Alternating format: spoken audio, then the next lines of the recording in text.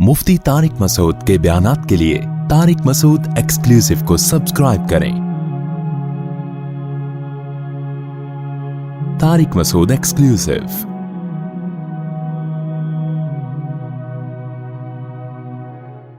तो दो अहकाम इस्लाम में ऐसे हैं जिसकी बज़ाहिर कोई लॉजिक समझ में नहीं आती और उसमें आपको क्यों की इजाजत नहीं है। एक कुर्बानी है और एक हज है।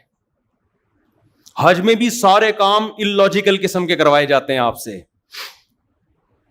देखो, इबादत में यह समझ में आता है रुकू करना। सारी दुनिया में इबादत होती है तो झुकते हैं ना अपने माबूदों के आगे, तो नमाज में हम झुकते हैं। ये इलॉजिकल नहीं है, लॉजिक है इसकी। खुदा के सामने सर रखा हुआ है। लेकिन हज में क्या होता है? हज में आपको खुशबू लगाने की इजाजत नहीं है। हालांकि इस्लाम तो नफीस मजहब है, वो बदबू से नफरत करता है। हज में जितना मैला कुचैला होगा, हदीस में आता है जितना मैला कुचैला प्रागंदा बिखरे हुए बाल, अल्लाह को वो हाजी उतना ज्यादा महबूब। खुदू ज़ीनतकुम इंदा कुल्ली मस्जिदिन, नमाज के लिए आओ प्रॉपर ड्रेस में आओ। ये लॉजिक की बात है ना। लेकिन हज में जब आप जाते हैं तो प्रॉपर ड्रेस, अबे सिलावा ड्रेस अनसिला ड्रेस प्रॉपर होता है? ये सिलावा होता है ना। तो इस्लाम तो मुहज़्ज़ब मजहब है। दुनिया को सिलावा लिबास मुसलमानों ने पहनना सिखाया है। आप इन यूरोपियन अक़वाम के माजी की तरफ जाओगे तो पता नहीं क्या पहनते थे। ये शुगर पहनते थे, ये भी गनीमत है। और पीछे जाओगे तो हो सकता है पहनते ही नहीं हो। तो तहजीब तो इस्लाम ने सिखाई है। लेकिन हाजी का 3 पीस सूट, टाई और शेरवानियां और कढ़ाइयों वाले कुर्ते उससे उतरवाए जा रहे हैं। उसे कहा जा रहा है एक इजार और एक चादर, और उसमें भी कंधा क्या रखना है? खुला। सर पे टोपी नहीं पहननी, इसलिए कि टोपी प्रॉपर ड्रेस है। समझ रहे हैं? तो सर खुला रखना है, चेहरा भी ढांपने की इजाजत नहीं है। और कमाल की बात यह, वहां इबादतें देखो क्या हो रही हैं। जाते ही बैतुल्लाह के गिर्द घूमना शुरू कर दिया है भाई। अमुर्रु मिनद दियारी दियारी लैला उक़ब्बिलु ज़ल जिदारा वज़ल जिदारा। ये तो आशिकों का काम है। आशिकों के काम लॉजिक के होते हैं, इलॉजिकल होते हैं। इलॉजिकल काम करते हैं आशिक।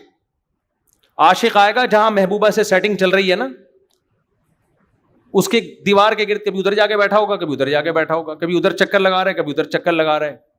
अबे भाई, तेरे को टाइम दे दिया है, उसके अब्बा आएंगे, तेरे से फलां तारीख पे बात करेंगे, हाँ ना, उस वक्त फैसला होगा। ना ना ना, उसको चैन नहीं आ रहा होता।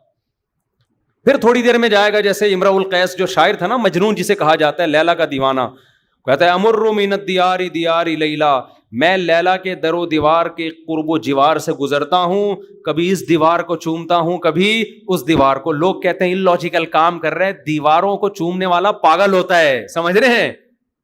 दीवार ने क्या दिया है तुझे? कह रहे खुदा की कसम मुझे दीवारों से मोहब्बत नहीं है, मुझे उस महबूब से मोहब्बत है जो इन दीवारों के पीछे रहता है। इन दीवारों की निस्बत महबूबा की तरफ है, इसलिए मुझे दीवारों से मोहब्बत। मुसलमान यही काम बैतुल्लाह के साथ करता है। उन दीवारों के गिर्द घूमता है जो गारे और मिट्टी की बनी हुई दीवारें, इसी सीमेंट से बनी है, इसी मिट्टी से बनी है, और कोई अलग से कोई मखलूक नहीं है। वो उनकी रिपेयरिंग भी होती रहती है। ईंट गिरती है तो दूसरी ईंट लगा देते हैं, इसी सीमेंट की, इसी दीवार की।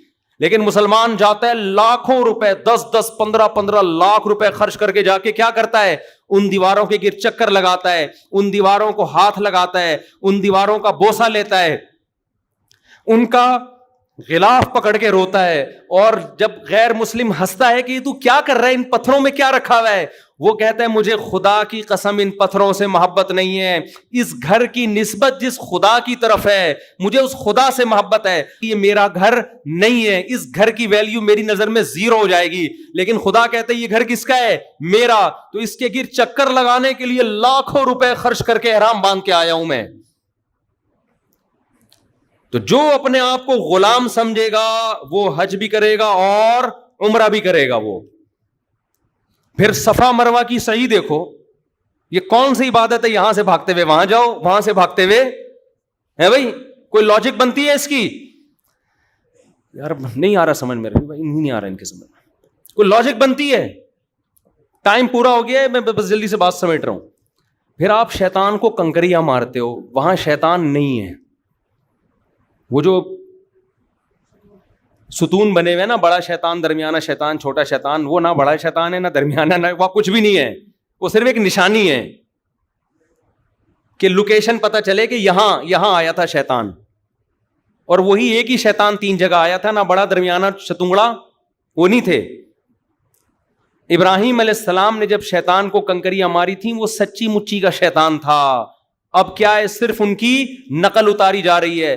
ان کنکریاں مارنے کے لیے 15 لاکھ 20 لاکھ 10 لاکھ روپے خرچ کر کے آپ وہاں جاتے ہو, اور وہ کنکریاں بھی یا تو ہوتا نا اٹھا کے مار رہے ہوتے, وہ کنکریاں بھی ایسے مارے جاتی ہیں, ایسے کر کے, یوں کر کے. یہ لاجک ہے یا اللاجیکل ہے؟ بظاہر اللاجیکل. اللہ نے کہا میرے غلام ہو تو یہ کام کرو, اور کتنے لوگ مر جاتے ہیں اس میں, پس جاتے ہیں رش کی وجہ سے. اور کمال در کمال یہ کہ جب سارے ارکان سے آپ فارغ ہو گئے, لاکھوں روپے خرچ کیے, عرفہ کا وقوف بھی ہو گیا, سب فارغ ہونے کے بعد اللہ کی طرف سے آپ کو پروٹوکول کیا ملتا ہے؟ ٹینڈ کرا لو اپنی. واہ بھائی, اے اللہ, ہونا تو یہ چاہیے کہ اب یہاں کوئی ٹرانسپلانٹیشن کا ڈاکٹر بیٹھا ہوا ہو, جو میرے گر گئے ہیں بال وہ بھی واپس ہو گئے. لیکن اللہ کیا کرتے ہیں, ایسے آپ کے گھر میں کوئی اتنی دور سے مہمان آیا, آپ کے رشتہ دار ہیں امریکہ سے آپ کی دعوت پہ, اور آپ نے ان سے بڑی محنت بھی لی. اب آپ نے کہا چلو یار, میں نے مہمانوں کا اکرام بھی نہیں کیا, انہی سے الٹا کام لیا میں نے, تو اب جاتے ہوئے ان کو ذرا ہدیے تحفے زیادہ دے دوں گا میں. تو اللہ ہدیے اور تحفے کیا دے رہا ہے, واپسی پہ کیا کرنا ہے, ٹھنڈ کرا کے جانا ہے. پرسنالٹی کی ایسی کی بولو تیسی ہو. جو اونچے کالر والے لوگ ہیں نا, ان کو حج سمجھ میں نہیں آئے گا, لیکن جو دیوانے ہیں, جو کہتے ہیں ہمیں کس نے بنایا, اللہ نے, ہم غلام کس کے ہیں, اللہ کے, ان کے لیے حج سے زیادہ لذیذ عبادت کوئی بھی نہیں. کہتے ہیں لاجک کے کام تو بہت کر لیے ہم نے, اب خدا کو خوش کرنے کے لیے دیوانگی کا اظہار کریں گے, ہم اب دیوانہ پن دکھائیں گے. تو بقرعید بھی ایسے ہی ہے میرے بھائی, جانور لاؤ اور کاٹ کے ذبح کرو. غیر مسلم تڑپتا ہے یار, اتنا مہنگا جانور. وہ میں اس دن منڈی گیا نا, 20 25 لاکھ کا جانور کھڑا ہوا ہے.